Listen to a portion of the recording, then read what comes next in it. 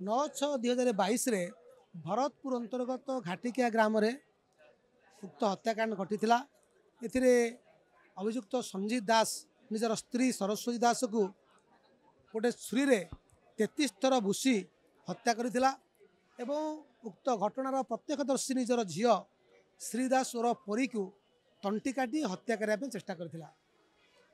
सौभाग्यवशतः दीर्घ 3 मास संघर्ष करी से झील सुस्थ होता।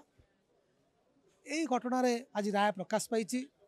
माननीय अतिरिक्त जिला अदालत जज श्रीमती वंदना कर मैडम 15 जन साक्षी जमानबंदी को भित्ति करी एक्सपर्ट एविडेंस एवं फोरेंसिक एविडेंस को आधार करी एक जघन्य हत्याकांड एवं रेयरेस्ट ऑफ रेयर केस रूपे ग्रहण करी एवं जो कि आजीवन कारादंड यथेष्ट नुहे ताकू आम जुक्ति को ग्रहण कले एवं अभियुक्त को मृत्युदंड दंड कर 307 आउ 326 दफारे आजीवन कारादंड दंड कर। स्त्री हत्याकारी स्वामी को फांसी दंड। भुवनेश्वर खंडगिरी घाटिकिया अंचल में स्त्री को हत्या और कुनी झीर बेक काटिवा घटना अभियुक्त स्वामी संजीव दास को फांसी दंड सह सुनाई कोर्ट। घटना अनुसार क्षणिकर रागर बशवर्ती होई हत्या करथिला स्त्री को। एपरी राक्षस प्रकृति जोगु पूरा परिवार छारखा रही जाइथिला।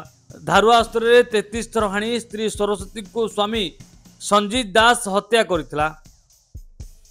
एथिरे समस्त सहयोग अच्छी आईओ इन्वेस्टिगेटिंग ऑफिसर आमर डीसीपी सार आमर एसीपी हिमांशु स्वाई भी अवदान अच्छी से माने साक्षी को जल्दी जल्दी जो कोर्ट जो साक्षी समन करती से साक्षी को आनिक कोर्ट रे प्रोक्योर करके आसुन नहीं से मानसिक विकृत नुहे से तार स्टेट ऑफ माइंड ठीक थिला बेले से तार स्त्री जो सरस्वती दास को मारिछि एवं तार जो झील परी 6 वर्ष होता से अति जघन्य भाव में तार तंटी काटी देता जो थे कि आम 15 जन साक्षी बयान को लेकर आज